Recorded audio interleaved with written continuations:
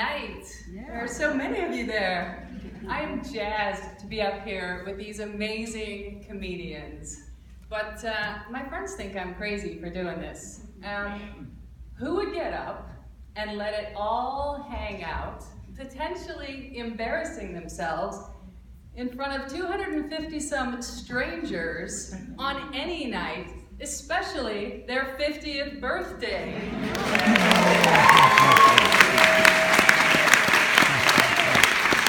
But that got me thinking about turning 50, you know? Between my eyes and ears going fuzzy, my hair going gray and fuzzy, I've got these jowls forming, my chin is multiplying, my boobs are sagging, and damn it if my butt hasn't migrated up to my belly.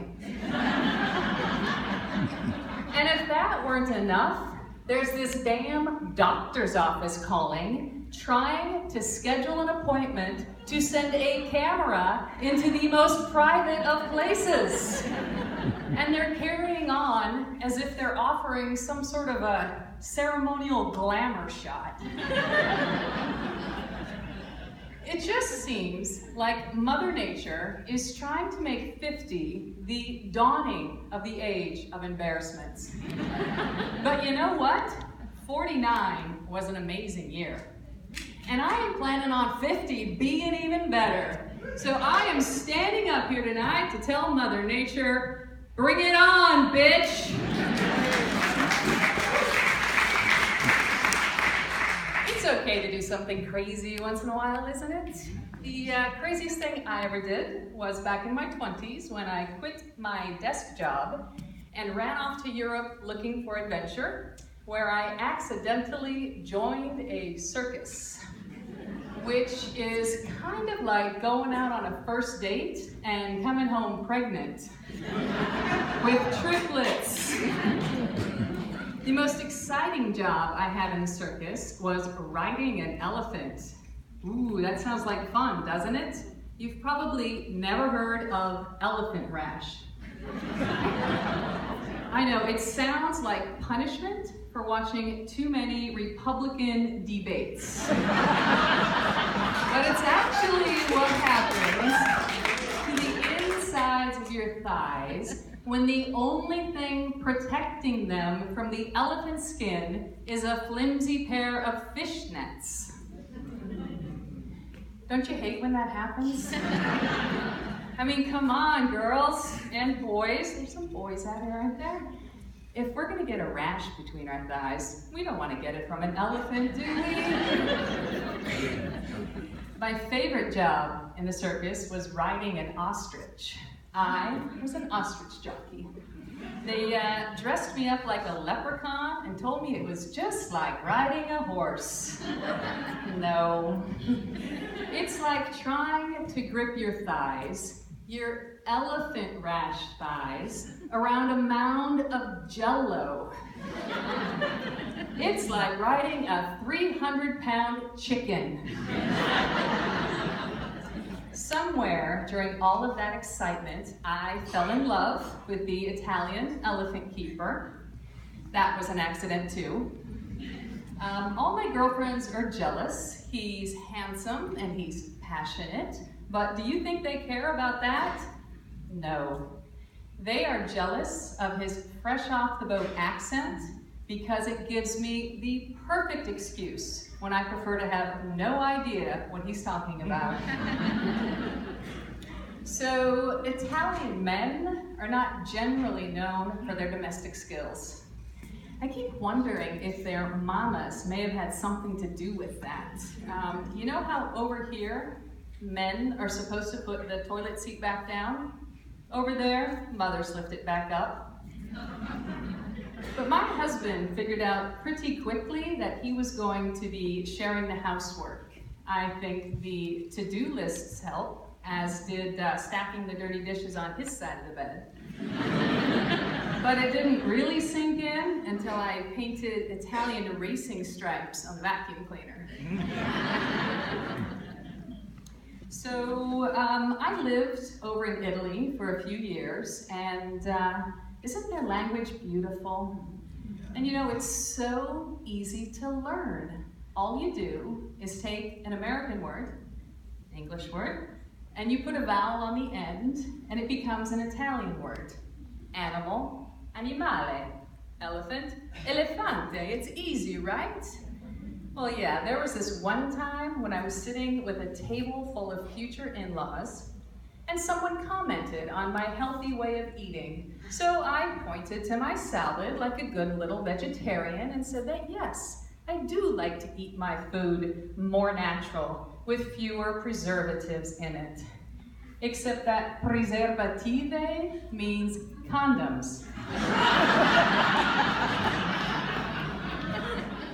Vowels can be tricky even years into a second language.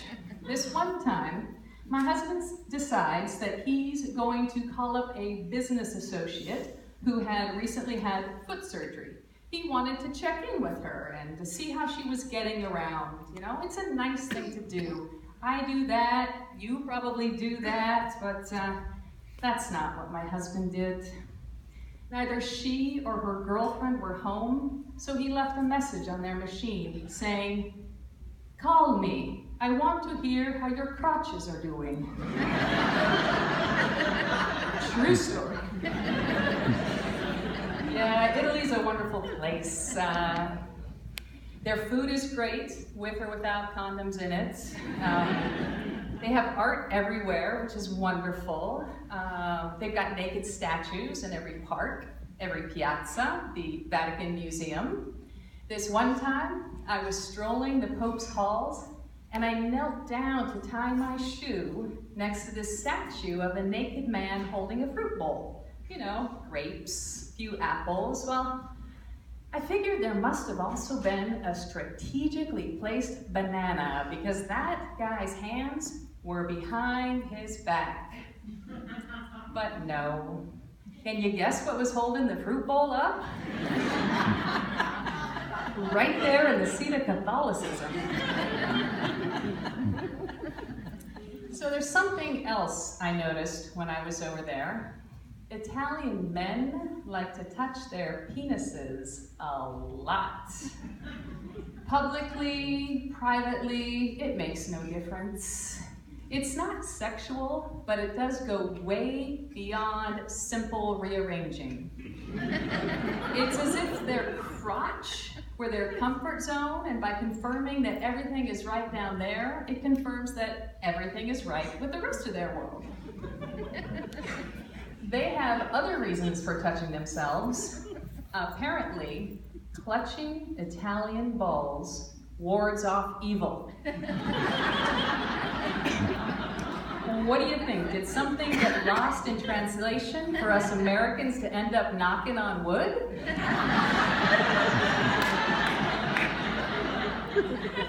I admit it was weird at first, but I got used to it. I just started thinking of it as the Italian version of rubbing Buddha's belly. So in 30 years, I have never seen an Italian man drive past a graveyard without cupping the jewels. The complete gesture is lifting with one hand while simultaneously jabbing the air with the pinky and the forefinger of the other hand, which of course means he's got to let go of the steering wheel. There are a lot of single-car accidents in front of graveyards over there. Italians have had this thing about their packages throughout the ages. In Pompeii, they have 2,000-year-old villas with decorative erections in their entryways. I thought they would have made great hat racks, but they're actually there to signify and welcome abundance. It sounds like a good thing, right? I mean, who wouldn't want one of those?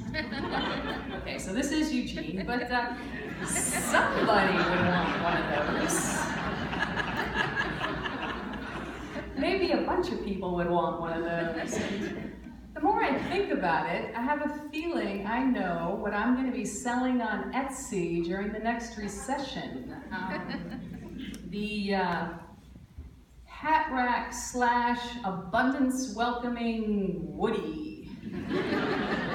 Now, if I could just get it to open up a bottle of red wine too, I might give Leathermen a run for their money in the multi-tool department. I'm serious. The next time the economy tanks, you all look me up online at generalerection.com. That's all. Thanks, everybody.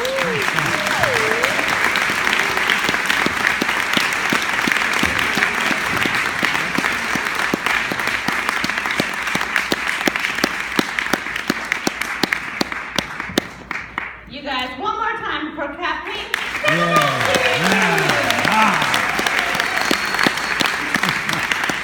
Okay, but is it a conspiracy? That's 3 of us now that are calling for men with accents. That's like, it's a beautiful thing. It's a beautiful thing. I love when mine talks to me in an Australian accent. I wish I could do it better. Your dune is too hot. That's my comforter. Your dune is too hot. They say the weirdest things. Have you guys ever hung out with an Australian? They abbreviate everything. Like McDonald's is Macca's. Have you been to Macca's?